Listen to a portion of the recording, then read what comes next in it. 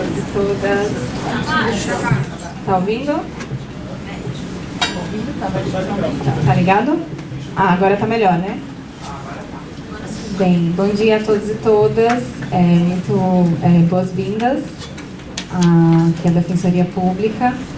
Meu nome é Vanessa, eu sou defensora pública aqui do Estado de São Paulo e integro atualmente a coordenação do Núcleo de Habitação e Urbanismo aqui da Defensoria Pública.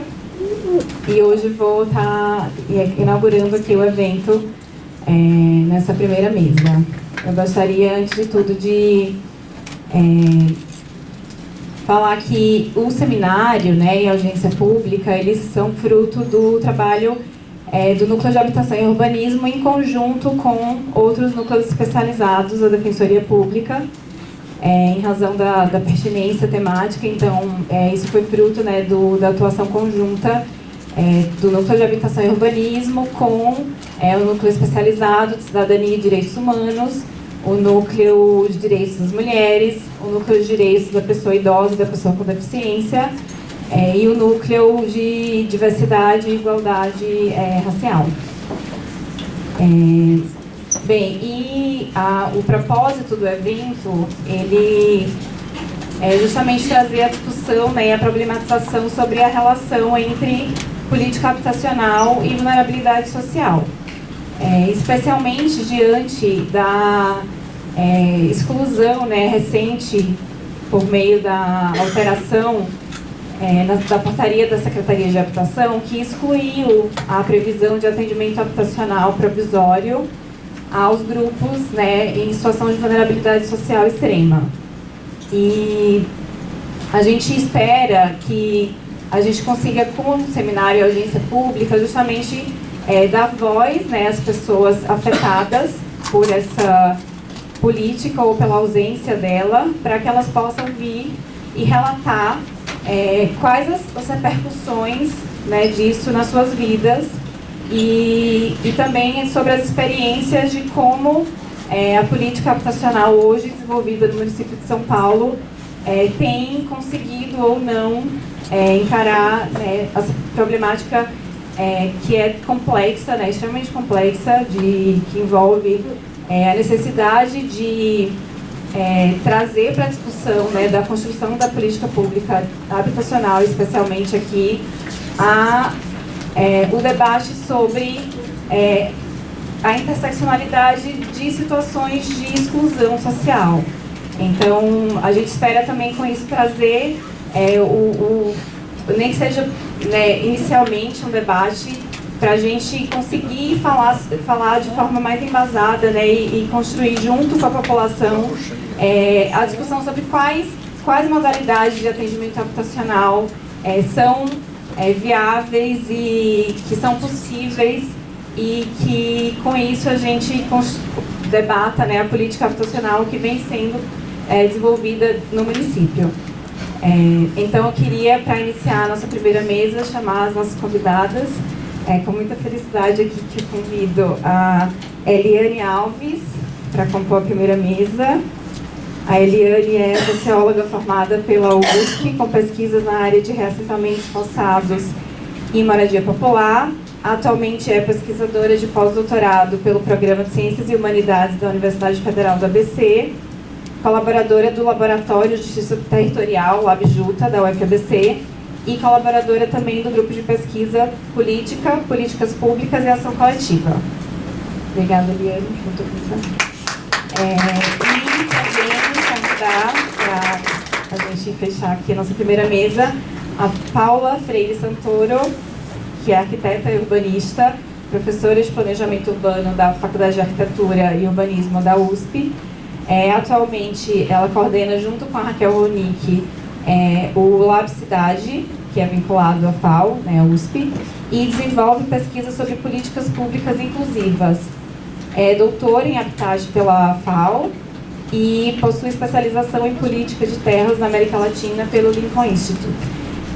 Foi assistente técnica também no Ministério Público do Estado de São Paulo nos temas habitação, urbanismo e meio ambiente. Obrigada, Paula.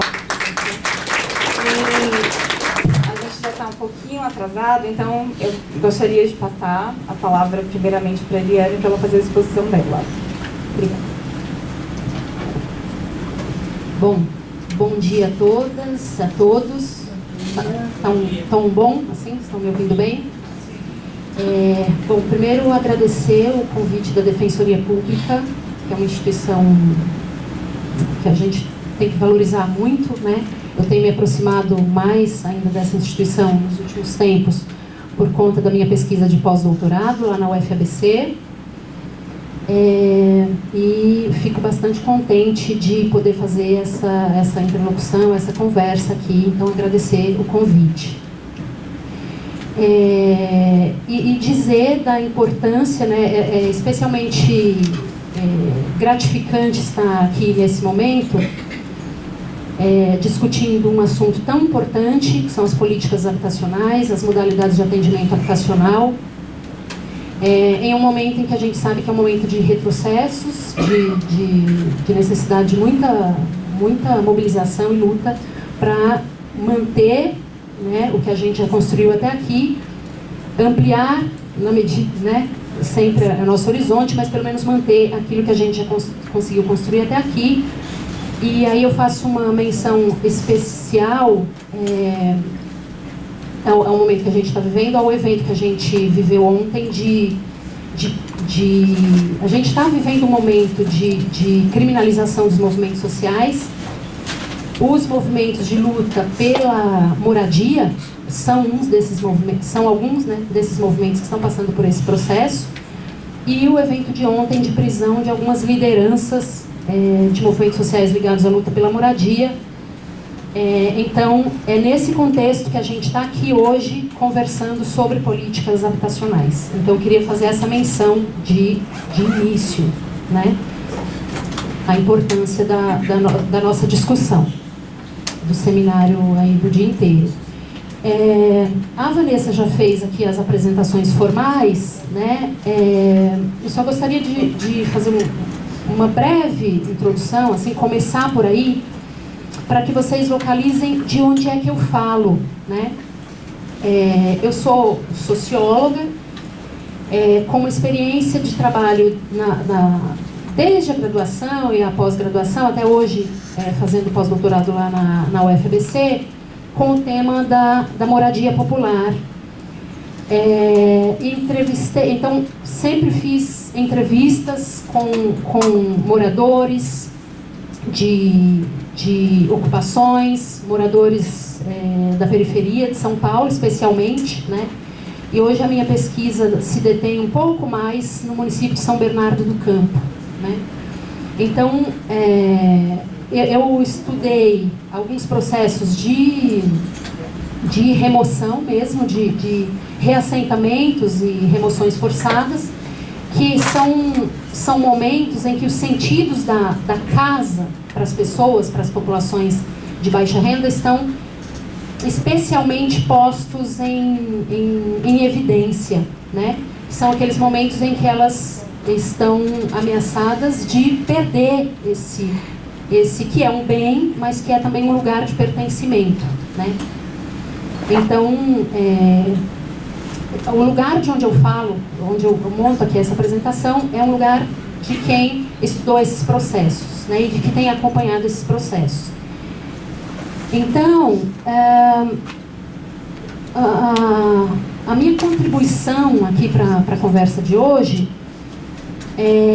diz respeito, eu separei pensando duas experiências, especialmente, assim, para discutir as diferentes modalidades de atendimento habitacional, que são o tema aí do seminário inteiro, né? Eu fiz um recorte para pensar, para a gente começar aqui a conversa, pensando duas experiências. Uma que eu chamei, de uma forma mais ampla, da experiência social brasileira e do lugar que a propriedade tem nessa experiência social brasileira, né? E uma outra experiência, que é a experiência propriamente urbana, a experiência que todos nós e as populações de baixa renda vivemos de experiência urbana, de experiência de acesso à habitação, de acesso à moradia na cidade, tá? Então, começando pela questão da experiência social brasileira, eu não vou me estender muito nisso, isso daria uma aula inteira, né? Porque é constitutivo da história do Brasil, mas pensar a ideia de propriedade, né? É importante que a gente recupere, tenha isso em mente, que a ideia de propriedade, ela é constitutiva da nossa própria condição de formação de nação, né? Se a gente pensa nas nossas raízes, se a gente volta nas raízes brasileiras, de um país que se forma como uma sociedade escravocrata, a ideia de propriedade, ela é vinculada imediatamente à ideia de direitos. Então, tem direito quem tem propriedade, né? Isso na nossa própria Constituição, né? Na Constituição enquanto país, né? Então, isso é importante lembrar quando se discute, por exemplo, o apelo que se tem à questão da casa própria para as pessoas de baixa renda, né? E os programas de financiamento, a disposição que as pessoas têm de financiar ao longo de muitos anos sua moradia, né? Sua casa, seja via programas públicos, seja via mercado privado, mas o apego, a disposição que a população de baixa renda tem em relação a esse meio de acesso, né, à garantia de uma moradia, que é via financiamento ou casa própria. Então vamos lembrar que isso está na Constituição da sociedade brasileira mesmo, né? A ideia de propriedade, é da propriedade que se emanam os direitos. A gente se formou nessa matriz, né?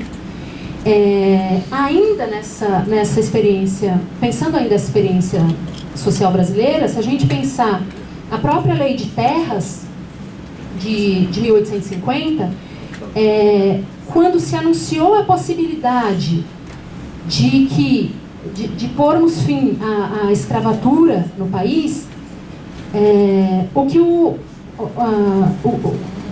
a gestão, né, o governo brasileiro fez foi editar uma lei de terras que faz com que a posse das terras seja reconhecida somente via compra ou via venda, né? Compra e venda, né? O que, evidentemente, tem os efeitos que a gente conhece. Os que viriam a ser, né, porque isso é 1850, ainda não tinha acontecido a abolição da escravatura, mas isso inviabiliza, por exemplo, que os ex-escravos fossem proprietários, porque, evidentemente, eles não teriam condições materiais de acessar essas terras via compra, né? Então, veja, o elemento propriedade, compra, ele se constitui ao longo da nossa história, inclusive pensando em mais esse evento, né, esse acontecimento da Lei de Terras de 1850. Bom, então esse é uma primeira dimensão, né, que eu gostaria de ressaltar para pensar aí a relação das populações de baixa renda com a questão das políticas que estão ligadas a financiamentos habitacionais ou ao acesso à moradia via compra, né? Ou via, na verdade, casa própria, né? Às vezes uma ocupação que se transforma, enfim, tem um processo de luta para o reconhecimento, regularização fundiária, etc. Mas na tentativa de tornar essa casa própria, né? De dizer esse bem é meu, né? Pensando nisso de que as nossas raízes mostram o quanto a propriedade ela foi desde muito cedo a condição de acesso à cidadania e direitos, reconhecimento de direitos. Esse é o primeiro ponto, espero ter ficado claro.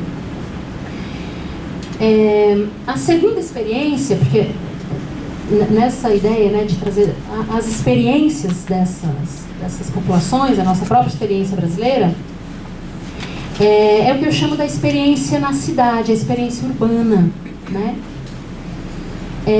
E aí tem alguns, eu trouxe pensei vários elementos para qualificar o que eu chamei dessa experiência urbana, né? A primeira é uma relação com o próprio mercado de trabalho na cidade, né? E isso também tem uma historicidade, pensando então no processo de urbanização brasileiro, acentuado ali a partir da década de 50, 60, né, do século 20. Então, pensando nessa historicidade, a experiência do mercado de trabalho, a experiência que as populações de baixa renda têm no mercado de trabalho, na cidade, quando saem do campo para a cidade, né? E outros elementos dessa experiência, eu vou passar por cada um deles. Então, a experiência com o mercado de trabalho e a experiência com a própria política habitacional, né?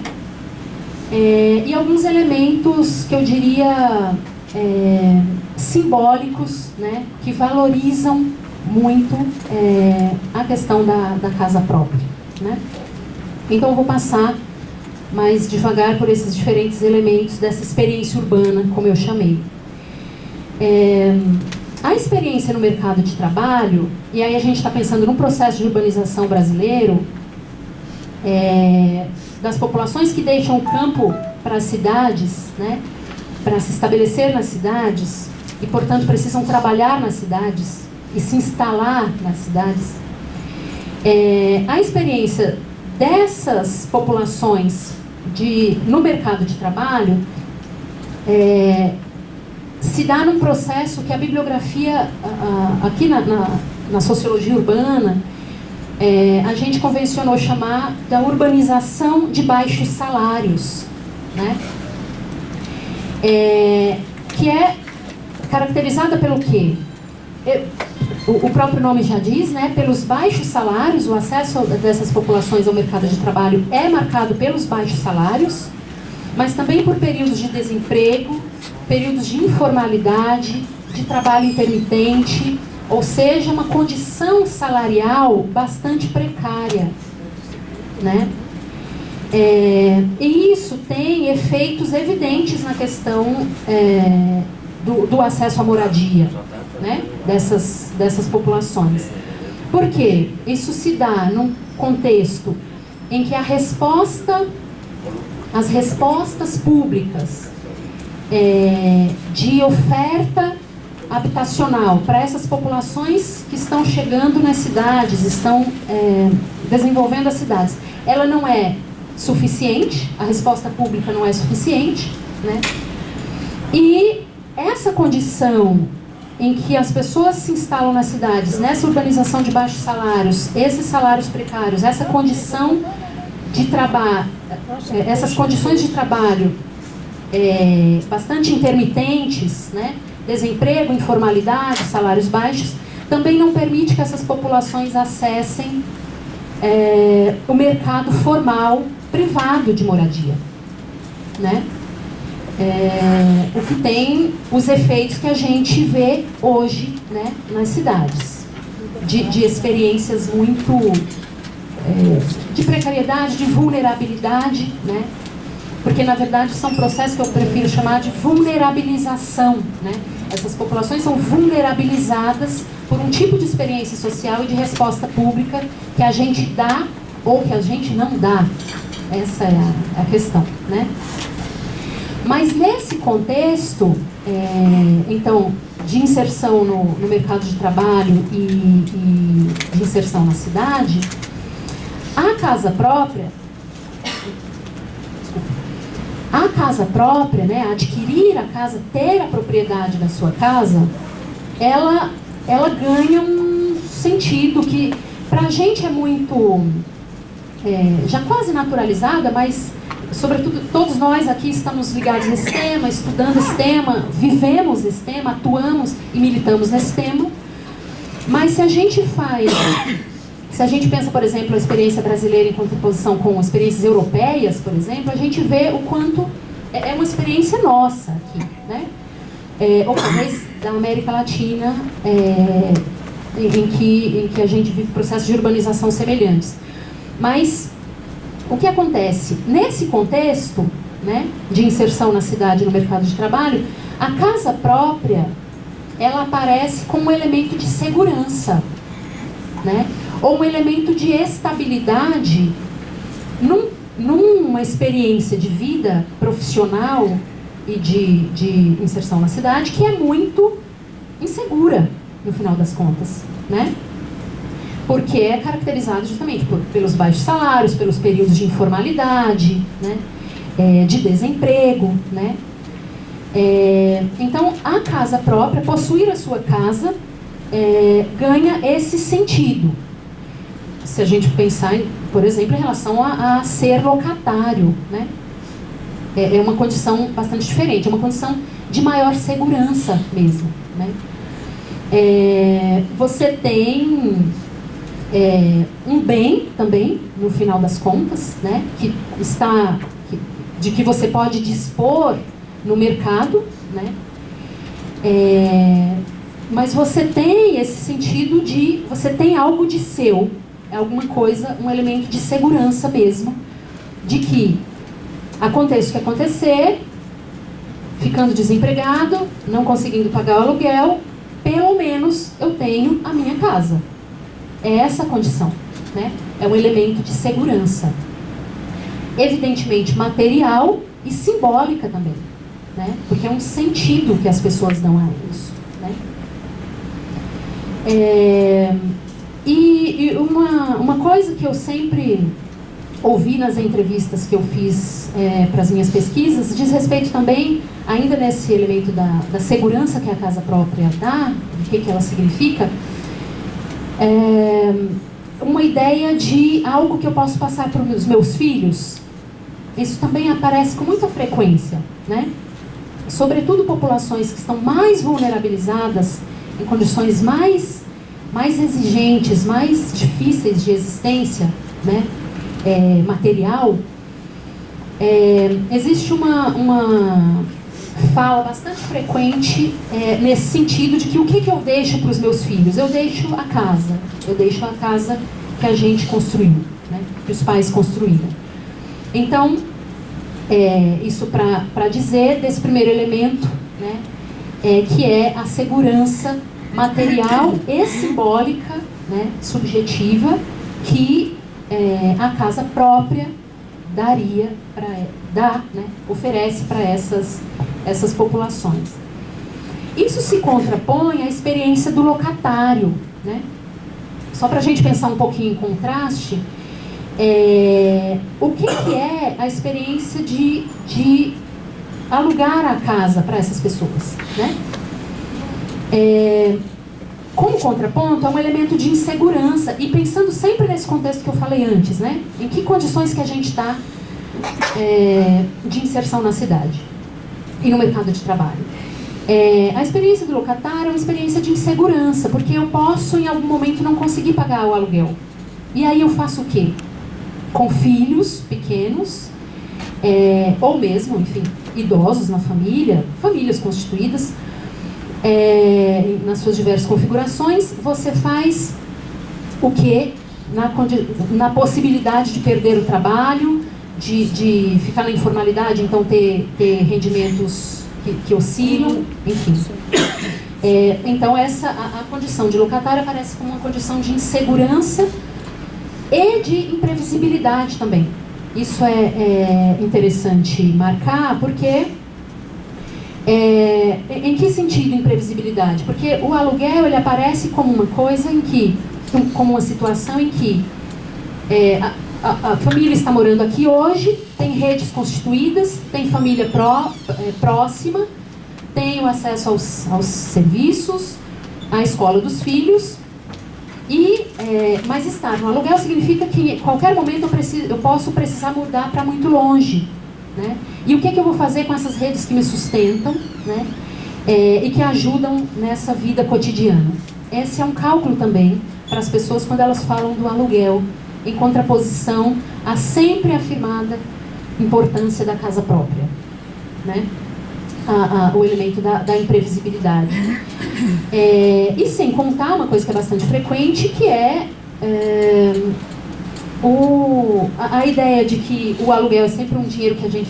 Essa é uma expressão que eu coloquei até entre aspas, né, mas porque é uma expressão frequente. O dinheiro o dinheiro que se despende com aluguel é um dinheiro que a gente está jogando fora, porque não se transforma em nada que eu possa chamar de meu em algum momento da vida e que possa me dar alguma segurança, essa segurança de que eu acabei de falar, no caso da casa própria, né?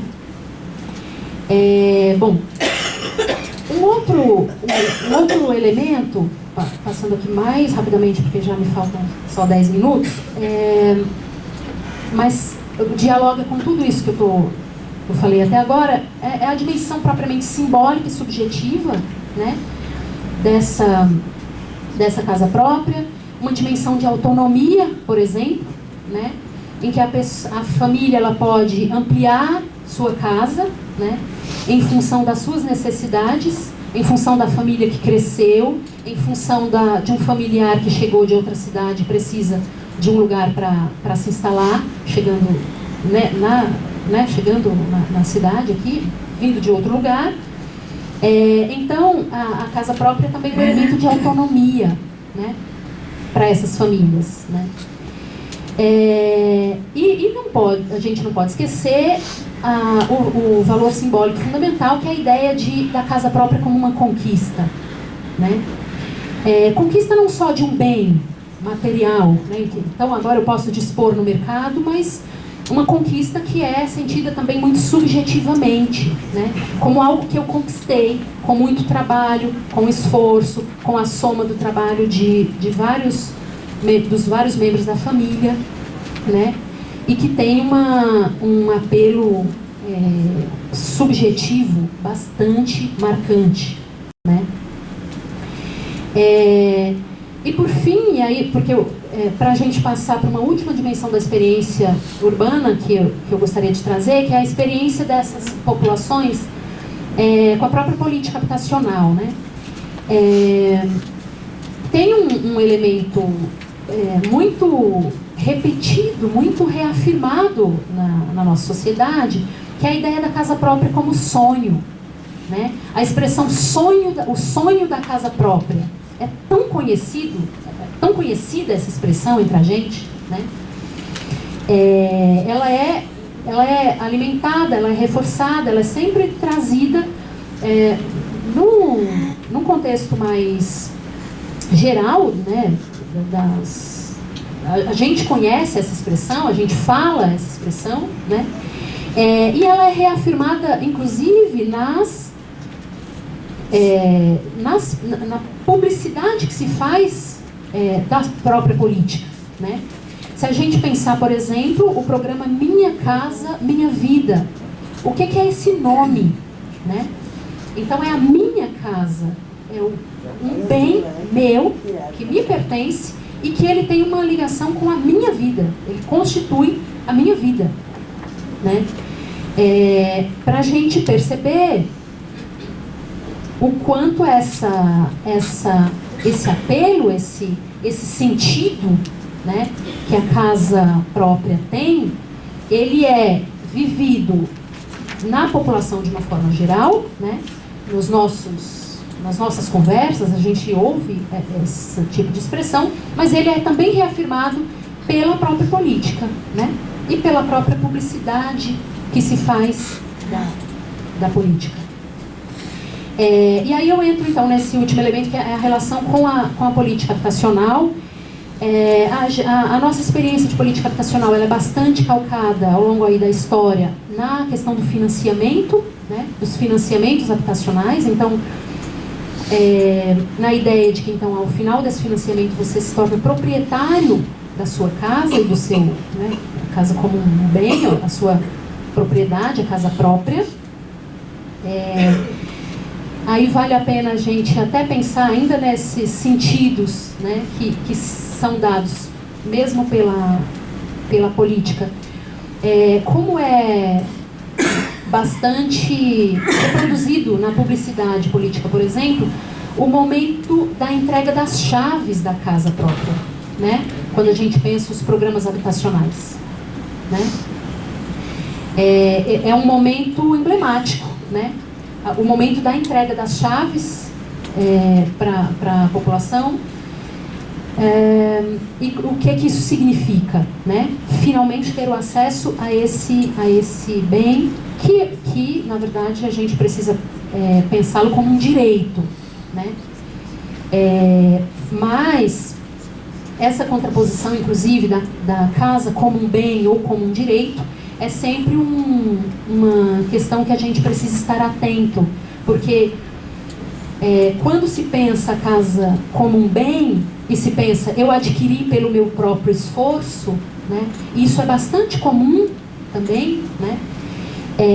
Às vezes a gente pode deixar menos claro, a gente pode esquecer ou menosprezar a dimensão, que essa é fundamental, que é a dimensão da moradia como um direito, né? E que, portanto, o Estado tem a ver com isso, né? E as lutas sociais têm a ver com isso, né?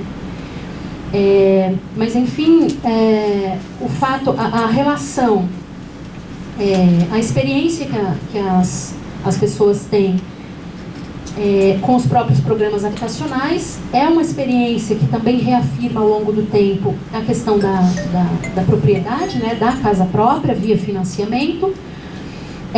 Se a gente pensa no BNH, né, mais antigo, ou mesmo no Minha Casa Minha Vida, mais recentemente, né, e aí uma experiência que vale a pena mencionar pela grande importância, né, que teve já maior em algum momento, hoje também está presente, mas até onde eu acompanho de uma forma mais reduzida, até onde eu acompanho, porque não é bem o meu tema, mas é a experiência dos mutirões, né?